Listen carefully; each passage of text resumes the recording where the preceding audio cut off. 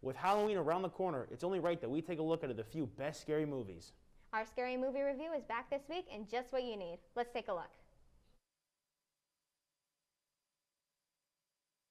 Hey hashtag, it's Alyssa. It's Nina Kelly. And this week on Nina and I's scary movie series, we watched Get Out, directed by Jordan Peele. On the spooky scale, from 1 to 5, I would probably give it a 3. It was a horror movie and it was very scary, but I didn't exactly get the same spooky vibe. I feel like there's a little bit of a line you can draw because the movie was more of like a realistic psychological horror movie rather than like a paranormal, like spiritual type of movie. So it wasn't necessarily spooky, but it was scary.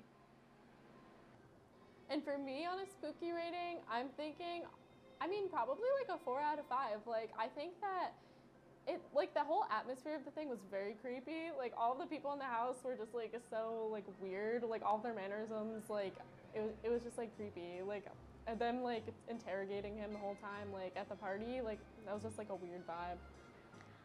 In regards to characters, I think my favorite character in this movie was probably Rose because just the dynamic of her character was very complex and very interesting because the whole time she had to play this part and she had to emotionally involve herself into a relationship and then just completely detach from it at the end and come out with it being a fake. And I think that it was so cool seeing the line between real emotion and her almost having sort of like a sociopathic mindset because she comes off very genuine, and then in the end you find out that she was not genuine at all and she really does come off as kind of sociopathic.